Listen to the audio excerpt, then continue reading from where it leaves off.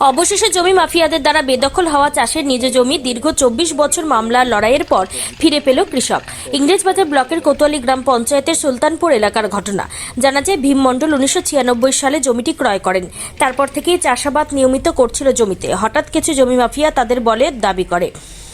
তারপর থেকেই মামলা শুরু হয়। অবশেষে ভীম মণ্ডল 2021 সালে মারা যাওয়ার পর পরিবারের লোকজন জমিতে যাতায়াত করতে না পারায় সেই সুযোগ নিয়ে মন্দিরের নাম ভাঙিয়ে সুনীল রায়, বিজয় রাউত, সনাতন গোস্বামী, বাটুল রাউত, অমিত রাউত সহ বেশ কিছু জমি মাফিয়া তাদের জমি দখল করে নেয় এবং তার প্রতিবাদ করলে তাদের উপর চড়াও হয়ে প্রাণনাশের হুমকি দেয় বলে অভিযোগ। অবশেষে পৈতৃক ও স্বামীর জমি ফিরে পেতে প্রয়াত ভীম মণ্ডলের ছেলে সমীর মণ্ডল ও তার স্ত্রী পুষ্প মণ্ডল সিভিল কোর্ট, জর্জ কোর্ট ও হাইকোর্টে আদালতে মামলা করে।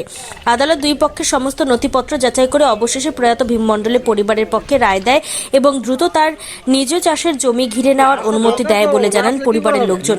আদালতের রায়ের দীর্ঘ কয়েক বছর পর জমি ফিরে পেয়ে খুশি। উনি না থাকাতে এখন তো আমি আছি, আমার ছেলে আছে, আসছি, ওরা বাধা দিচ্ছে।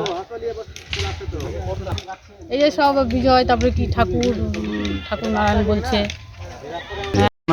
এই জায়গাতে আমাদের দীর্ঘদিন ধরে কেস চলছিল, প্রায় 2000 থেকে। সিভিল কোর্ট, জজ কোর্ট, ডিএলআরও, হাইকোর্টের ইলেকট্রিক সব কিছুতে আমরা জিতা রায় পেয়েছি। তো কোর্ট থেকেও আমরা একটা অর্ডার পেয়েছি, কেন মাঠে এসেছি। এরা দীর্ঘদিন ধরে আমাদেরকে বাধা দিচ্ছে, মাঠে নামতে দিচ্ছে না। জবরদখলের ধরুন জানতাম ভীম মণ্ডলের জায়গা, তিনি তো আর নাই, ও মারা গেছে।